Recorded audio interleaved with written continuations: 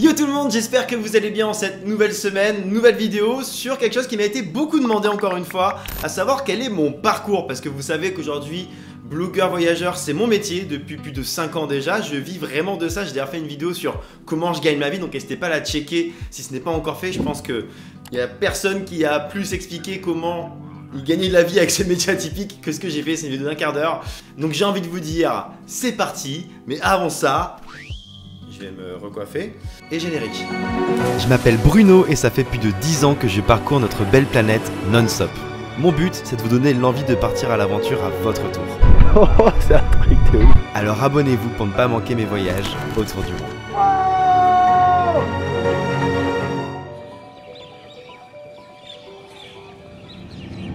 Après cette intro très qualitative, d'ailleurs n'hésitez pas à me dire en commentaire si vous avez kiffé parce qu'elle est toute nouvelle sur ce genre de format de vidéo.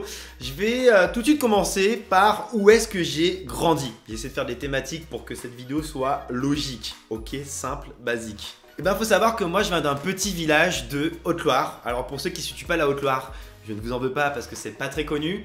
La Haute-Loire, c'est un département de l'Auvergne, enfin maintenant Auvergne-Rhône-Alpes, vu qu'on a fusionné les régions. J'en ai un petit village, un bourg qui s'appelle Retournac, 2000 habitants. Pas forcément une immense ville du coup, il n'y avait pas grand chose à y faire, mais voilà, j'ai plein de potes là-bas, il y avait les montagnes autour, il y avait la nature, donc je suis vraiment attaché à la Haute-Loire, je suis vraiment attaché à là d'où je viens, parce que n'empêche, quand j'étais jeune, c'était parfait. Donc je viens de Haute-Loire, je viens d'une famille assez modeste, je dirais, parce que mon père est assureur, enfin il est à la retraite, ma mère aussi à la retraite, était infirmière. J'ai un grand frère et une grande sœur, et je les embrasse tous parce que je sais qu'ils regarderont peut-être cette vidéo. Dab pour vous les gars.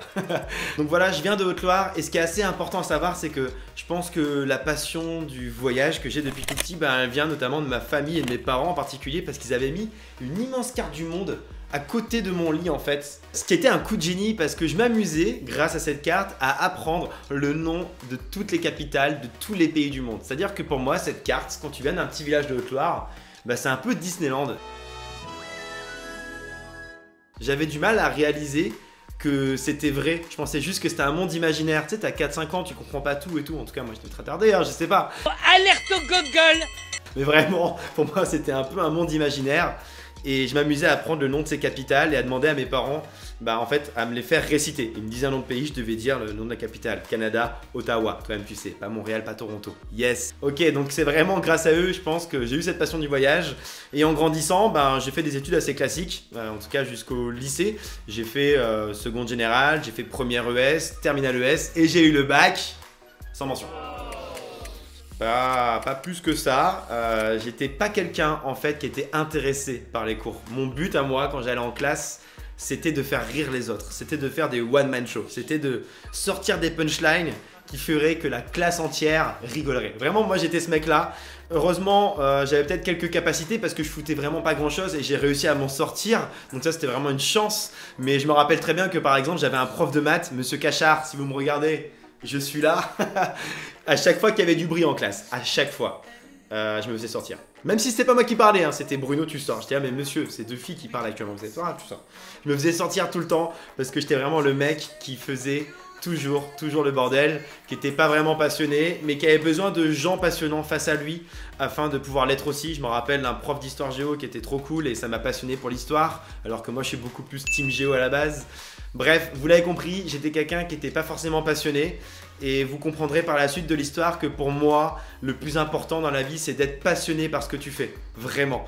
Par exemple, à 13-14 ans, je me suis passionné pour Photoshop. J'avais vraiment pas grand chose à faire chez moi, j'avais pas trop de voisins et tout, j'avais quand même un lieu dit de 200 habitants juste à côté de Retournac. Et je me suis passionné par ça, je suis un peu un geek dans l'âme. C'est aussi grâce à ça sans doute que je suis devenu blogueur voyage. Et du coup le fait d'avoir un ordi devant moi, je me suis dit vas-y, je vais essayer de développer mes compétences sur Photoshop tout simplement. Donc je m'amusais à faire des fonds d'écran, à mettre des poussières d'étoiles où je le voulais, les fonds d'écran étaient vraiment kitsch. Et voilà, j'ai grandi comme ça en Haute-Loire. Et après, comme tout le monde, j'ai dû faire un choix pour mes études. Et c'est là que je trouve qu'en France, on est quand même pas trop aidé, hein. À part te mettre la pression, on te donne pas trop de solutions, etc. En tout cas dans mon cas, moi je savais vraiment pas ce que je voulais faire et on me disait faut que tu choisisses un métier pour les 50 prochaines années de ta vie. Et moi je trouve ça méga flippant, t'as à peine 15-16 ans, mec, tu sais même pas ce que tu vas vouloir manger demain matin au petit-déj. plutôt Choc-à-Pic ou plutôt Golden Grams, me demande pas ce que je dois étudier dans la vie pour ensuite faire un métier toute ma vie. Vraiment, moi j'étais en flip total. Mais bon, ça on va le voir juste ensuite. Après ce bac ES obtenu, encore une fois, sans mention, je savais vraiment pas quoi faire. J'avais un grand frère qui m'a beaucoup inspiré dans ma vie et il faisait de la communication, lui, enfin il a fait notamment de la communication, donc je me suis dit, je vais faire un BTS communication. Ça marche bien pour les gens qui parlent beaucoup, tout ça. Donc c'est ce que j'ai fait. Je me suis lancé là-dessus, sans oublier évidemment ma passion pour le voyage. Vous allez voir qu'elle est méga importante tout au long de mon parcours, sinon je vous en parlerai pas. Je me suis lancé dans ce BTS. Clairement, j'aurais pas pu faire de prépa, clairement, j'aurais pas pu faire d'université parce que j'ai été bachelier à 17 ans avec une année d'avance. Et j'étais un branleur, soyons honnêtes, j'étais un énorme branleur. Donc il me fallait un cadre de travail type lycée pour bosser, donc le BTS était parfait pour ça. Le BTS communication, tu as 2 stages à faire dedans. Et moi, j'ai tout fait pour pouvoir trouver des stages à l'étranger. Que ça soit lors de ce BTS ou la suite de mes études, on en parlera juste après. Donc lors de ce BTS, j'ai trouvé un stage en Allemagne, à Mayence, dans un institut français. L'Institut français de Mainz, du coup, qui avait une charte graphique qui était très vieillissante, le genre d'institution publique qui, quand ils annoncent par exemple qu'il y a un concert d'un artiste français dans la ville, ils mettent une feuille A3, texte noir sur blanc, et aucune façon de bien mettre en valeur l'affiche, l'artiste, etc. Donc moi j'avais 2 mois de stage en Allemagne où je suis allé, parce que mon seul but c'était de partir. Ça pouvait être en Allemagne, en Espagne, je ne sais quoi. Pour moi c'était jouissif, c'était un bonheur quand tu es passionné de voyage.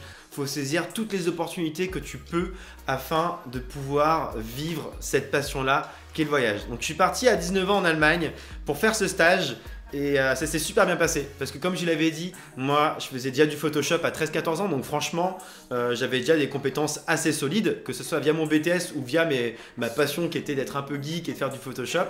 Et ce qui s'est passé, c'est que j'ai fait plein de missions pour l'Institut français et à la fin de mon stage, la boss de l'Institut m'a dit « Écoute, on est vraiment ravis de toi, on veut te garder mais en freelance et tu vas bosser pour nous à distance si ça te dit. » Et en fait, à l'époque je me rendais pas compte, mais j'étais déjà digital nomade parce que je suis rentré en France, à Lyon, là où je faisais mon BTS, et je continuais à bosser pour l'institut qui était en Allemagne. Et j'étais payé du coup depuis l'Allemagne en France. Oui, parce que petit rappel, être digital nomade, c'est pas être blogueur voyage, tu peux être community manager, tu peux être créateur d'applications. J'ai fait une vidéo à ce sujet-là, n'hésitez pas à la regarder. Elle dure à peine 8 minutes, mais je pense qu'elle est assez complète sur le sujet quand même. J'aborde plein de thématiques sur comment être digital nomade, quel type de métier, où est-ce qu'on peut se vendre, etc. Donc j'étais déjà digital nomade via ce stage. C'est quand même un truc de ouf, je trouve, et je voulais vous en parler parce que, encore une fois, à l'époque, ce terme-là n'existait pas. Et ça vous prouve aussi que je viens d'une famille modeste en Haute-Loire.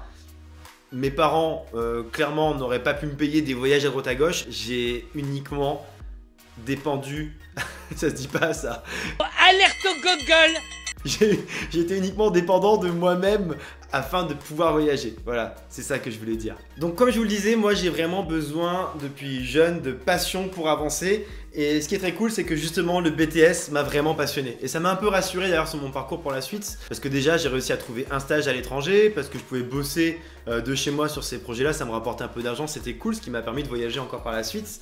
Mais aussi j'étais passionné parce que les intervenants étaient passionnants.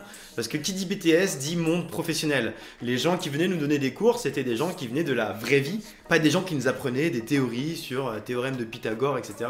Même si je vous respecte si vous kiffez ça, ce n'était pas mon délire. Moi j'avais besoin de concret, de gens qui transpiraient de kiff afin d'être passionnés. Et ces gens-là ont fait que j'ai eu des très bonnes notes parce que j'ai eu mon BTS à, roulement de tambour, 16,57 de moyenne, je crois. Allez, on danse. On danse pour Maubru qui a eu 16 il y a 10 ans à peu près en BTS. Allez, tu danses avec moi s'il te plaît, sinon ça peut être un peu long. Bref, j'ai eu ce BTS et je voulais pas arrêter mes études parce que moi j'adorais étudier. Je dis pas que c'est forcément utile d'étudier, hein, mais moi j'adorais ça. J'adorais être entouré de gens qui étaient super intéressants d'un peu partout, apprendre des choses d'un professionnel, et je voulais continuer à apprendre des choses de professionnels. C'était méga important et c'est comme ça que j'ai découvert le monde des écoles de commerce. Alors on peut dire ce qu'on veut des écoles de commerce, que c'est cher, que c'est bullshit, etc. Mais moi j'ai vraiment kiffé mon expérience en école. J'ai fait celle d'Euromède qui s'appelle maintenant Kedge Marseille. Et dans cette école j'ai pu faire plein de trucs. Je suis pas là pour la vendre, hein, parce que chaque école de commerce est différente. Mais dans cette école j'ai pu faire déjà une césure d'école de co.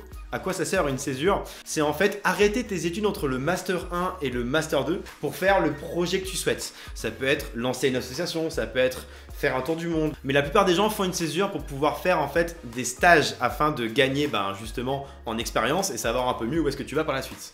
Alors tu me vois venir, moi je me dis ok, je vais faire des stages, mais j'ai pas envie de les faire en France ces stages. J'ai envie de voyager moi.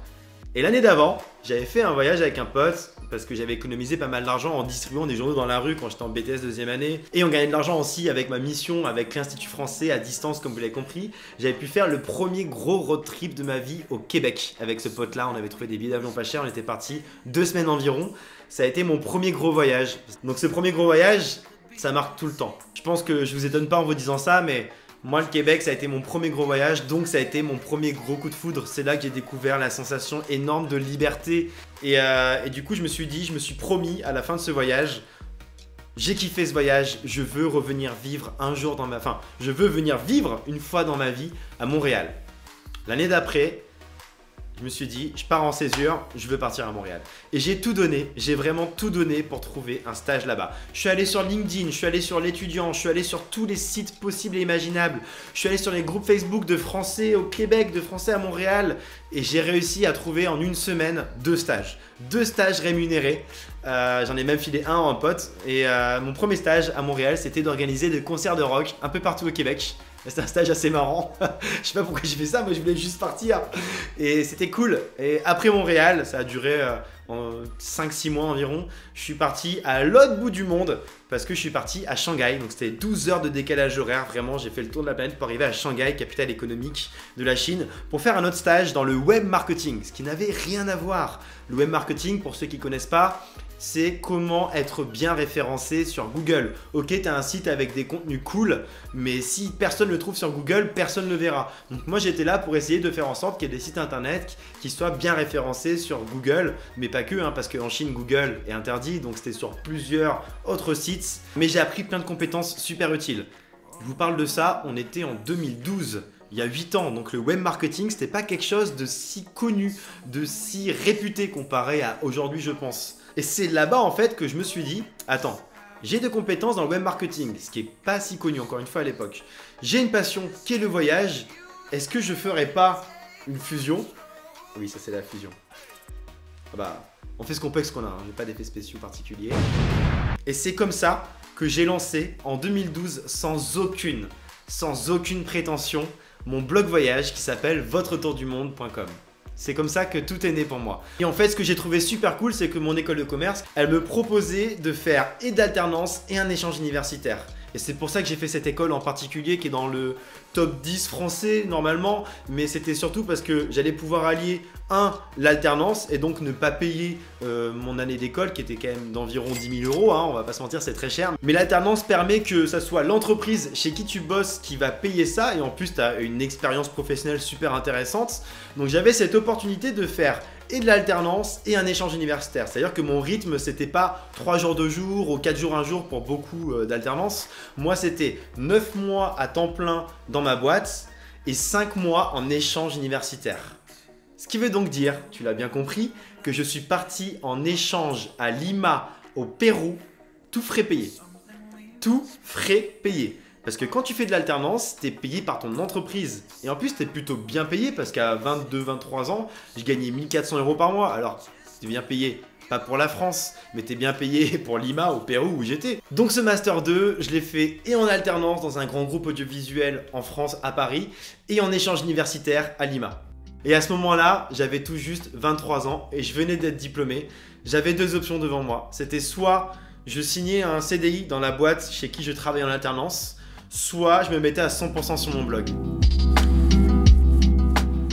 Donc vous l'avez compris, à tout juste 23 ans, j'avais eu la chance de vivre à Lima, à Montréal, à Shanghai et en Allemagne. Tout ça, encore une fois, en venant d'un petit village de Haute-Loire. Et je suis pas là pour vous dire que mon parcours est extraordinaire ou je ne sais quoi. Moi, je suis juste là pour vous dire que J'aurais aimé voir des vidéos de mecs comme moi qui ont réussi et qui, encore une fois, sont pas des fils d'eux, ont jamais été pistonnés particulièrement, je ne sais quoi, et qui s'en sont quand même sortis. Moi, le moteur principal de toute ma vie et de tout mon parcours, et ça a toujours été la passion du voyage. Peu importe ta passion, toi qui regardes cette vidéo d'ailleurs, lance-toi sur un projet à côté de ce que tu fais actuellement, lance-toi sur quelque chose. Ça peut être l'équitation, ça peut être ce que tu veux, s'il te plaît. Lance-toi sur un projet et peut-être qu'un jour tu feras une vidéo pour raconter ton parcours à des gens qui sont un petit peu intéressés. Voilà, moi c'est comme ça que j'ai eu la chance de m'en sortir, de vivre de ma passion.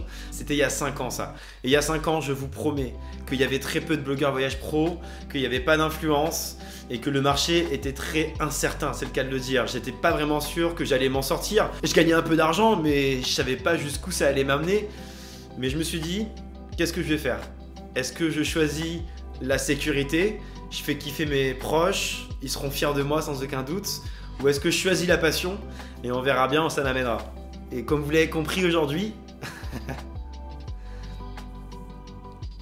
le mec est ému quand même. Parce que n'empêche, quand je fais cette vidéo, je me rends compte que c'est cool.